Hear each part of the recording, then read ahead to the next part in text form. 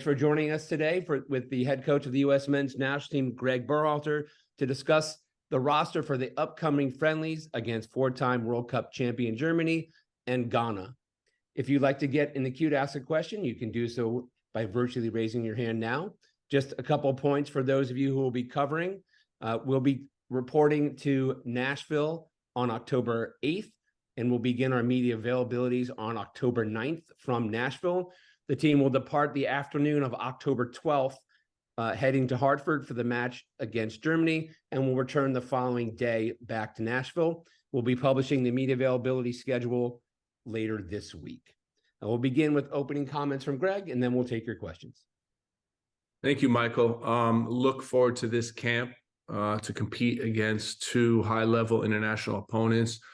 Germany being a really talented group and Ghana being an also young and talented group. So excited about these opportunities, and really represents an opportunity for our group to continue to progress both on and off the field.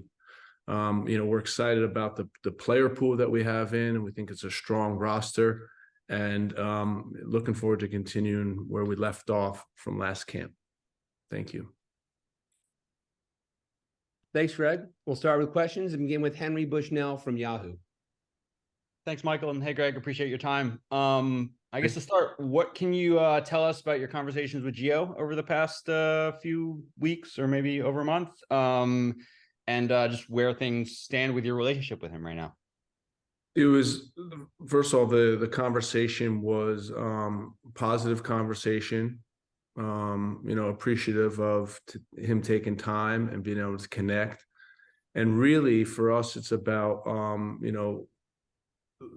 aligning on how we're moving forward. And I think we did that. The exact contents of the conversation, I'm going to leave private, but we're in a good spot to prepare for this camp and to really, in my opinion, treating this very similar to how we did with Ballo in last camp, is build him up, build his minutes up, that he goes back to Dortmund in a better place, and using him on the field in a way that he can return to Dortmund ready to go. So that's going to be important for this camp. Next question is Doug McIntyre from Fox. Thanks, Michael. Hey, Gregg, good to see you. Just to follow up on Henry, on Gio. Where did the conversation take place? Was it in person? Was it over the phone, over Zoom? What can you tell us about that? And how much do you think Gio can play in these two games, considering he hasn't been on the field for club or country since June? Thanks again. It was a Zoom conversation. And again, for us, our objectives in this camp is very similar to Ballo in last camp, is how many minutes can we give him on the field that he can build up in a safe way, and then go back to Dortmund and really propel him to make a big impact for his club. So we're going to be creative with the minutes. We want to certainly get him on the field and work through both the Germany game and seeing what position he plays, and then in the Ghana game, same thing, seeing how we can get him in different positions throughout the camp on the field. Next will be Stephen Goff from the Washington Post. Hi, Gregg. Thanks for your time.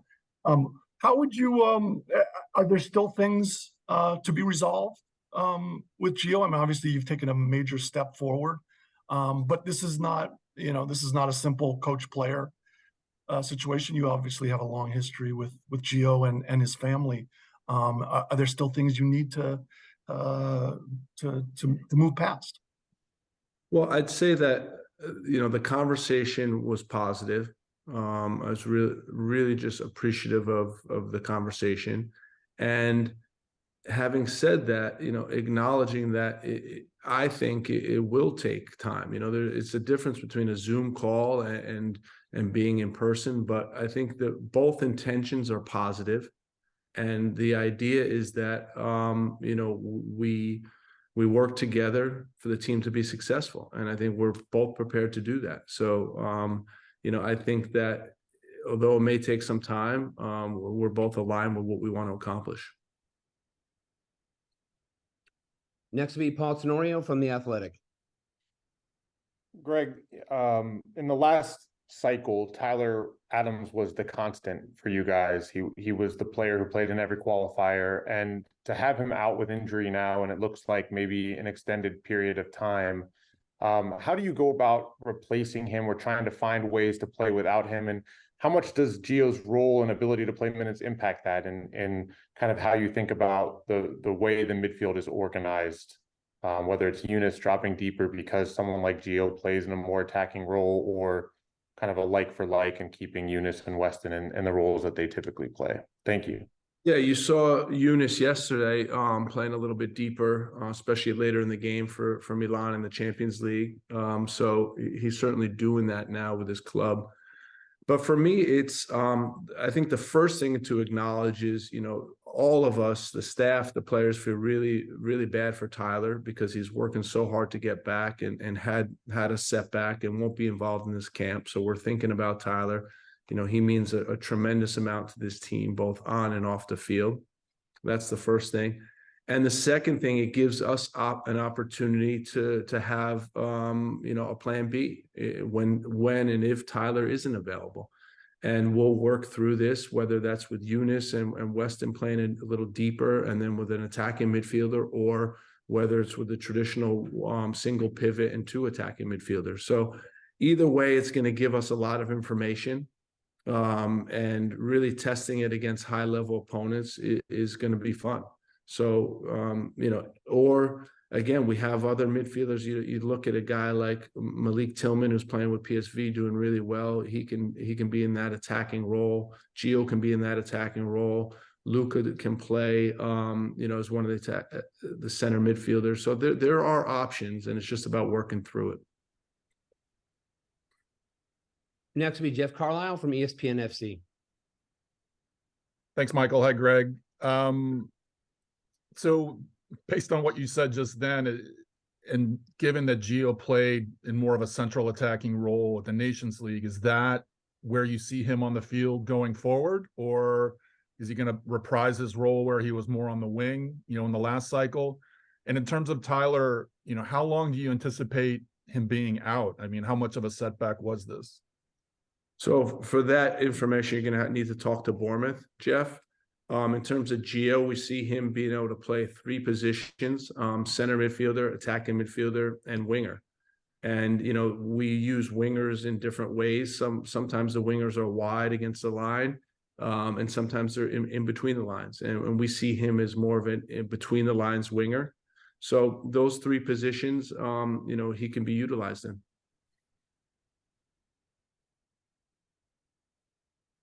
Next will be Ron Blum from the Associated Press. Hey, Greg. A couple of questions. First, what is the nature of Mackenzie's injury, and what went into Anthony Robinson leaving him off here? And lastly, Gio, when did that conversation between you and him take place? Weeks ago is the answer to that. Mark McKenzie had a broken toe. We expect him to be back shortly on the field. And then with Anthony, he was dealing with this pubalgia, infamous, sort of like the onset of a sports hernia type of thing. And he got injections before last camp, before last national team break. And he's still struggling that a little bit, and we want to get ahead of it. When I'm looking towards Nations League, when we're looking towards the winter period in England, they don't have a break. I think this was an opportunity where he needs to cool this down because he does have inflammation in that area, and he's in some pain. So we want to resolve that as quickly as possible because he's a big part of what we're doing. We'll go to Jonathan Tannenwald from the Philadelphia Inquirer. Thanks, Michael. Greg, I think you answered the main part of my question, but even with Mark McKenzie's injury, looking at the four center backs in this group with Cameron Carter-Vickers back, that could easily be a top four for this program for a while. The depth chart obviously goes way beyond four, but how do you sort of set things at the moment? Yeah, that's a good question, Jonathan. And as our player pool grows, our talent pool grows, there's always going to be players that are are not selected that are good enough. And that's part of it. That's where decisions get very difficult. And I'll reference the center back position as one of them. I mean, think about, Walker's not on the roster here, this roster. He's dealing with a little bit of Achilles pain. Mark McKenzie's not on the roster. Austin Trusty's playing in the Premier League. He's not on the roster. John Brooks is playing in the Bundesliga. He's not on the roster. So you have 4 guys that could easily make the case to be on the roster that aren't on it. And that's just the depth of our player pool right now. When you look at the forward position, you have Haji Wright, who's scoring in the championship, who's not on the roster. You have Jordan Pifak, who's playing well for Gladbach. He's not on the roster. You have Jesus Ferreira, Brandon Vasquez, so you got a significant amount of guys that could easily make the case to be on the roster. And that is just the pool of talent that we have. It's expanding in U.S. soccer. So, it's a good problem to have. Next will be Brian Sciaretta from American Soccer Now. Greg, I'm wondering if you could talk a little bit about Leonard Maloney making the team. What you've seen from him, he seems to be playing a very defensive midfield position, and he only converted to the position last year. What have you seen from him and the discussions? And then also the second question is talk a little bit about the balancing between this team and the Olympic team, the roster for that, in terms of maybe shifting some players who could be on this team there for more expansive roles where they could play. How many players were you thinking about that could possibly overlap with your team? Yeah, Thanks. that's a great question. So we looked at some players that we thought, could potentially play for us, but wouldn't get the bulk of minutes that would be important for them to continue their development. And those that pool of players we elected for the U23 program, where they can play 2 international games, and really continue their development. In reality, the youth of our player pool really makes it one big pool when you take the Olympic team and the senior national team. And our goal is to continue to develop the entire player pool with international experience, sometimes international competition, whether it's the Copa America or the Olympics. And by next fall, have this whole entire group of players making a step forward. And, it's exciting, the U23 program. There's a lot of good players, and, really excited to see what that team can do. The first question that you asked was what? It just slipped my mind when I went on this rant. That was about Leonard. Oh, yeah. So with Lenny, first of all, the most distance covered in the Bundesliga as a central midfielder, defensive midfielder. But to me, what really attracted the staff to him is how he plays the game, with really a lot of emotion, with a lot of passion. You see him clapping for his teammates. You see him going into tackles. A really committed player, really team oriented player, and we're excited to have him into camp and see what he can do. Next will be Ryan Talmadge from Goal.com. Thank you, Michael, and hi, Greg. I wanted to ask about Flo Balogun. Obviously, a lot has happened since the last time he was in camp. He comes in, he scores, he misses those 2 penalties, he then comes back and scores. As a coach who's kind of watched what he's gone through these last few weeks, what's your reaction, not just to him missing the penalties, but also the way he kind of handled it and got himself back into the goals right after? Yeah, I think, when a guy misses 2 penalties, you somehow think it doesn't affect him or it's not going to be that big of a deal, but he took it seriously, and he was really excited to get on the board and score in the next game and help the team win. It's never nice to miss 2 penalties, but you have to look at, the courage to step up and take them. And I know that, he works hard in that area, and sometimes things just don't go your way. But what I really like about him is just his determination. Again, his movement behind the line is exceptional. It's something we're going to continue to work on in this camp, about guys identifying his runs and getting him the ball when he's making his moves behind the back line. And, it's really nice to see, how we limited his minutes in the September camp and really propelled him on to success now with Monaco, as he's getting fit and looks sharper and sharper each game. Next will be Kyle Bond from the Sporting News. Appreciate your time, Coach. I wanted to ask you about, you've got so many guys now who are teammates at the club level in Europe. The guys at PSV, you've got, teammates at Juventus, goalkeepers at Nottingham Forest, Fulham. Does that help, do you think, your team chemistry when you've got a bunch of guys that are playing together at the club level too and pretty much together all the time? I think it does. You can see that these guys start to form relationships. They start to form bonds that become even closer when they're together every day. So I definitely think it has some impact on the field. You can see Malik, Serge, and Ricardo have good chemistry. Timmy and Weston in training are phenomenal together. You can see how they work together every day in training. So for us, it's a luxury piece. With Ethan and Matt, you can see how supportive they are towards each other, which is great to see.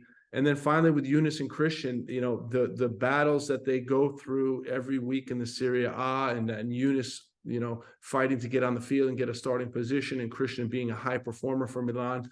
So that really, I think, helps the whole group when you have these connections being built. But what I'd say is, aside from that, I think the group is extremely tight as it is, and the group has worked really hard to build the relationships with everyone, that they become a really strong team together. Next will be Simon Evans. Hi, Greg. Thanks for your time. Just on Germany, obviously, a new coach coming in there, someone I'm sure you've followed his progress over the years, and there's been a lot going on with Germany with the results they've had. So they're going to be coming into this friendly with, a pretty unique situation there. What do you expect from them, and what challenges does that present? Well, I mean, first of all, you look at their player pool and talk about having, luxury problems with picking the roster. Their talent is incredible. The amount of high quality players they have playing in the Champions League for top 5 leagues, it's a very, very strong player pool. Julian Nagelsmann is a very good coach. I think he's an innovative coach. Has a lot of tactical flexibility, whether that's through pressing or how they build up. Has some interesting movements with his teams. So we're really looking forward to this challenge. I know for Julian, it's going to be interesting to see how he can translate these ideas across to his team in 3 days. But that's part of the challenge of international soccer, and he's a bright guy, bright coach, and I'm sure he's gonna pick up on it really fast. We'll go to Sanjay Sujan-Thakumar. Thanks, Michael. Thanks, Greg, for doing this. 2-part question. First part, have you had any recent contact with Luca Koleosho, and can you comment on his status in terms of potentially recruiting him for the program? And then second part, to bounce off Brian's question about the U23 roster, could you talk about what the conversations have been like with clubs? I know you mentioned last month that it's going to be tough to get some guys released next summer. How has that dialogue been? And is there any extra expectation from you vis-a-vis MLS clubs to get guys released because of how important this cycle is for the sport in this country in particular? Thanks. Yeah, I would hope there's an appreciation for what we're all trying to do together. And, whether it's MLS clubs or European clubs, the U23 group will be an important group for us. The Olympics will be an important event. If you think about 18 players, 16 plus 2, so 16 field players, potentially 3 overage players, it's going to be a jigsaw trying to fit that and get players available for this tournament. But we have 3 camps building up to it, and then the Olympics. So we'll see. But it is something that we're working on. The other part of your question was what, Sanjay? Sorry. Luca. Yeah, Luca. So I've had conversations with Luca. We are in communication. I know he's also, have been with Italy, U19. He's also eligible for Canada and Nigeria. What I'd say is he's a great guy. He's doing a great job at Burnley. Really happy that he came into the team, was able to get a starting spot right away. It shows what type of worker he is and how quickly he can adapt. So, you know, in terms of a decision, or in terms of, you know, final outcome, you know, that's TBD, but, you know, we'll keep you posted on that. We'll take a few more questions and continue with John Lupo. Hey, Greg. So if you can just talk about the inclusion of Christopher Lund and Johnny Cardozo on this team. I know Christopher just recently switched to a U.S. nationality. I believe he played against Uzbekistan. Just talk about where he fits in on the defense, and talk about Johnny's place in the midfield, where you see that, especially with some of the performances he's had with his club team in Brazil. Yeah, so you know, Johnny was going to be on the roster last camp, but unfortunately he sustained that ankle injury. And now he's back. He's healthy. He played last night in the Copa Libertadores semifinal against Fluminense. And unfortunately they got knocked out with a late goal. But you know, Johnny's an interesting player. We've been watching his progress for the last 3 years since he made his debut with us, and he's doing a great job. In terms of Christopher, not only did he play in the Uzbekistan game, he also started in Oman and played 90 minutes. And, you know, he's adapting to life in Palermo, adapting to the Serie B. He's doing a good job. He's locked down a starting position. And you can see that for a young player, he's doing a good job, really adapting to a new country, new type of football, and that's never easy. So it will be nice to work with him again in camp, particularly with Anthony being out of this camp. It is nice to see what the left back position looks like beyond Anthony, because we know that he's been a stalwart of this team for the last 4 years. We'll go to Jake Fenner. Thanks, Michael. Hi, Greg. I'd like to go back to Tyler Adams for a second. I was wondering if you have spoken to him since the re-aggravation of his injury, or the setback, however you'd like to put it. And I was wondering if you also had plans for him to be in this camp prior to that injury. Yes, if Tyler wasn't injured, he would have definitely been in camp. And I have spoken to him a number of times, again, you know, expressing sympathy for what he's going through, and really trying to get a good understanding of the pathway forward. Our last question comes from Andrew Jones. Thank you as always, Michael. Triple G, Greg. Want to ask you first about DeJuan Jones's continued involvement in the program, and how he continues to be an MLS player that's able to get on this deep roster, and as well as your thoughts currently on what took place with the VAR situation with Liverpool, Luis Diaz, and how do you feel the evolution of VAR is being used in the game? You know, I talk about communication, like the 9 out of 10 problems happen because of lack of communication or poor communication. This is just another example of that. You know, to me, it's something that you think they would be able to somehow rectify during the game. And surprising they didn't get that right. But again, you know, there is error in the game. The VAR is supposed to reduce that error, but it happens nonetheless. And unfortunately, you know, it affected the result of the game. So it's never nice to see that. In terms of DeJuan, you know, he's a guy that had a strong Gold Cup with his performance. And looking at our depth in these positions, he can play on the left or right, so that becomes valuable. And really looking at the other fullbacks, you know, there's a couple that will be designated for U23 and try to make an impact and get experience there. And he's not eligible for U23. So it's a great opportunity for him to come in and continue to try to make a case for getting a spot in this group.